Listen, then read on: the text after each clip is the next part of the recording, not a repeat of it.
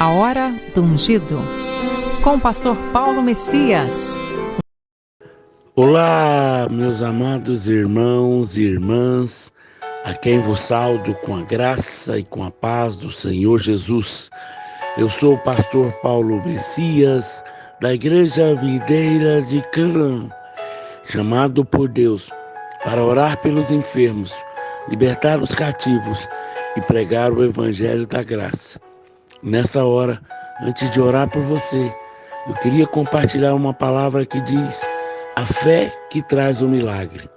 Quantos têm fé em Deus? A resposta é unânime, todos têm fé. Mas qual é a medida da sua fé? O que prova realmente que você tem fé?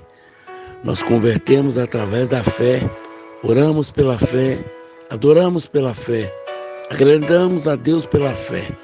Recebemos o milagre pela fé. No Novo Testamento aparece 230 vezes a palavra fé, mostrando a sua importância. É impossível viver uma vida cristã verdadeira sem fé. Em Hebreus 11:6, sem fé é impossível agradar a Deus. Hebreus 10:38 diz: o meu justo viverá pela fé. 2 Timóteo 4:7, guardei a fé.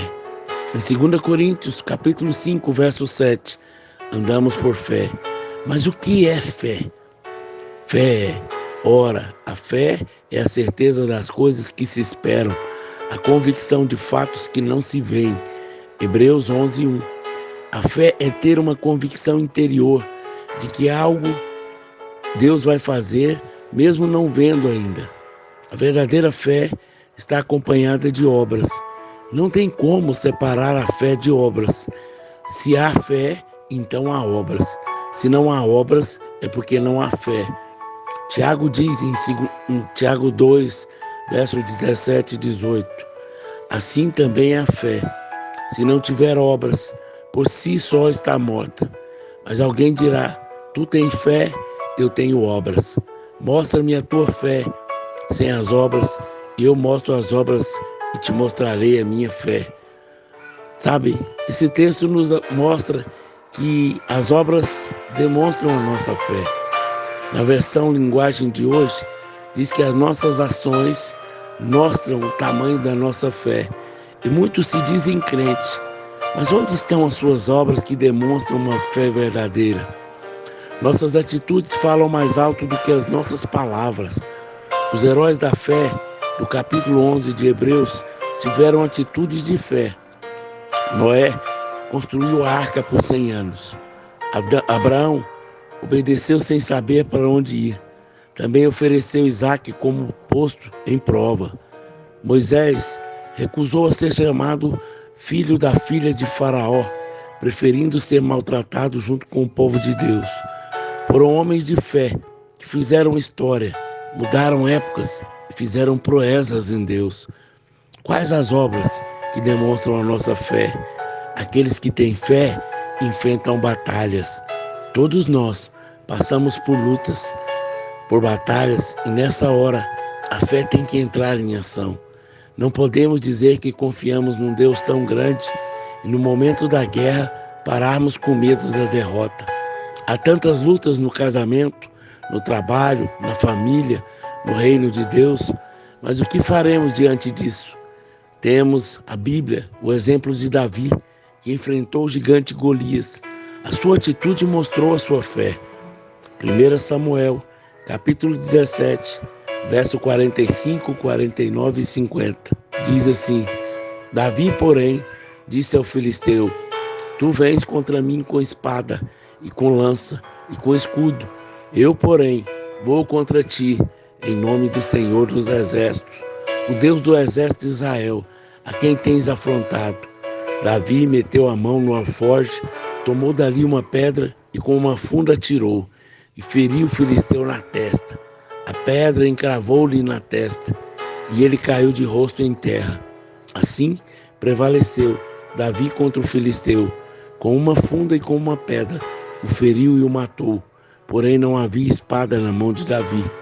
Davi não apenas cria que o Senhor estava com ele, mas provou isso enfrentando a batalha.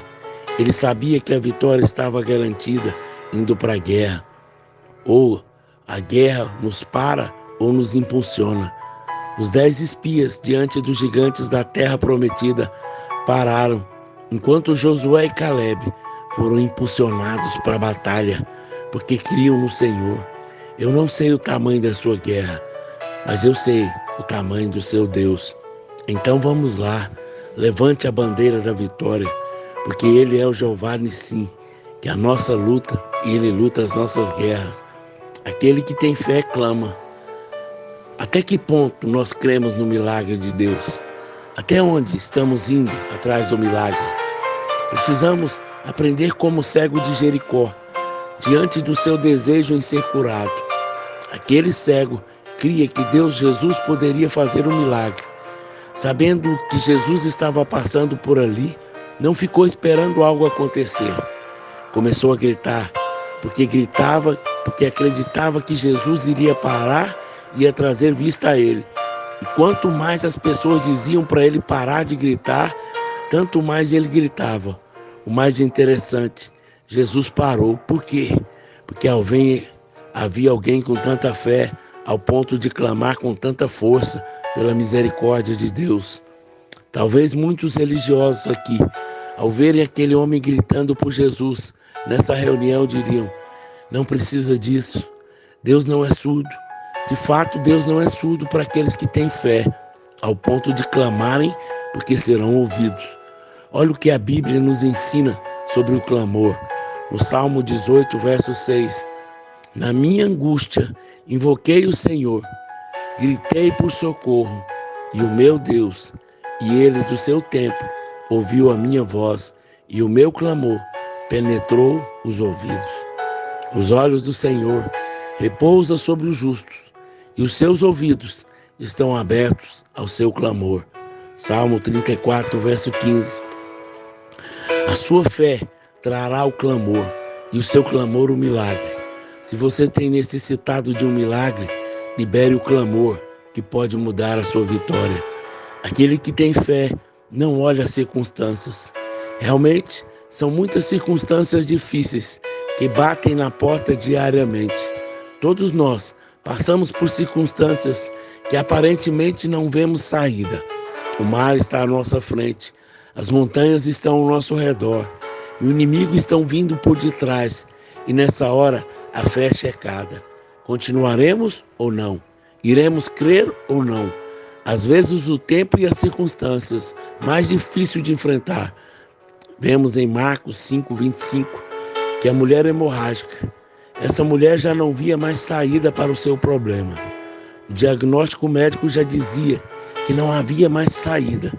Todas as tentativas humanas já tinham se esgotado. Mas o fim para o homem era o início para um grande milagre de Deus. Essa mulher não olhou para a circunstância, olhou para os médicos, não davam mais saída para ela. O seu próprio corpo já estava debilitado, ao redor de uma sociedade que reprimia, e por 12 anos não havia solução alguma para o seu problema. Apesar de todas essas circunstâncias desfavoráveis, ela encontrou fé em Deus, que o salvou do seu mal. Aquele que tem fé, fala. Em 2 Coríntios, capítulo 4, verso 13. Tendo, porém, o mesmo espírito da fé, como está escrito: eu criei, por isso é que falei. Também nós cremos, por isso também falamos. A boca fala do que o coração está cheio. Se a sua vida está cheio de vida, se está cheio de morte, então é morte. Mas se está cheio de fé, então palavras de fé e vitória. Observe o que você está falando, porque isso é o que você terá. Davi falou que acreditava que aconteceria com Golias, e aconteceu. Como ele disse, Josué e Caleb falaram a respeito dos gigantes que tinham visto na terra prometida, e mais à frente conquistaram a terra prometida. Realmente não tomaram posse quando falaram, mas aquelas palavras no meio da crise deram a eles a terra prometida anos depois. Por isso, não deixe de falar naquilo que você crê. A mulher hemorrágica disse: se eu apenas tocar as vestes, ficarei curada. E ficou curada. A mulher Ciro-fenícia recebeu a cura da sua filha por causa do que ela falou. Jesus falou para a figueira secar e ela secou. Jesus nos ensina aqui o poder de dizer às circunstâncias. Ao que lhes disse Jesus: tende fé em Deus, porque em verdade vos afirmo, que se disser a esse monte, ergue-te e lança ao mar, e não duvidar no seu coração, mas crê que se fará o que diz, assim será com ele. Não tenha receio de falar o que vai acontecer. É importante que você mostre a sua fé falando, profetizando, declarando. Há um grande poder liberado quando falamos daquilo que cremos. Aquele que tem fé não desiste. A perseverança é o sinal de fé. Não desistir é reconhecer que vai acontecer, mesmo que a priori não aconteceu. Às vezes paramos porque em alguns momentos a porta se fechou e logo definimos que Deus não quis fazer. Não podemos ser rápidos assim e desistirmos daquilo que cremos ser para nós. A Bíblia nos mostra o exemplo de 4 amigos. Lá em Marcos, capítulo 1, 2, do verso 1 ao 12, levaram um amigo paralítico até Jesus. Aqueles amigos tiveram uma grande atitude de levar um amigo paralítico para que Jesus orasse por ele. No meio do caminho, encontraram uma dificuldade. Podiam, nesse momento, dizer: pelo menos tentamos, a nossa consciência está limpa. Mas a graça de Deus, eles não desistiram até encontrar uma maneira de chegarem até Jesus. Eles desceram o amigo aonde estava Jesus pelo telhado. O resultado é que aquele amigo paralítico voltou andando para sua casa. Ana também não desistiu e gerou Samuel, um grande profeta. A perseverança produzirá uma grande vitória e conquista. Hebreus capítulo 10, do verso 35 ao 39. Não abandoneis, portanto, a vossa confiança. Ela tem grande galardão. Com efeito, tendes necessidade de perseverança, para que, havendo feito a vontade de Deus, alcanceis a promessa. Porque aqui, dentro de pouco tempo, aquele que vem virá e não tardará. Todavia, o meu justo viverá pela fé, e se retroceder, nele não se compraz a minha alma. Nós, porém, não somos dos que retrocedem para a perdição. Somos, entretanto, da fé para a conservação da alma. Não desista daquilo que Deus tem colocado no seu coração, porque no tempo dele acontecerá. Vivemos pela fé naquele que é fiel para cumprir o que prometeu. Por isso, não desista do que Deus sonhou para você e para sua família. Aquele que tem fé pede. Em Lucas capítulo 11, do verso 5 ao 11, temos a parábola do amigo importuno. Essa parábola nos ensina sobre o que pedimos sem receio, que receberemos ou não. O importuno seria o mesmo hoje um carudo, insistente. Não importa a hora que eu esteja precisando, eu vou atrás de quem possa me ajudar. Aquele homem foi até o vizinho à meia-noite pedir pão. Todos da casa já estavam dormindo quando o vizinho chega para pedir pão, no horário impróprio. Foi ele até o vizinho pedir. Aqui mostra que não devemos ter receio de pedir. Temos um Deus que deseja que peçamos a Ele. Por isso eu quero te dizer, em João capítulo 16, verso 24, diz: até agora nada tendes.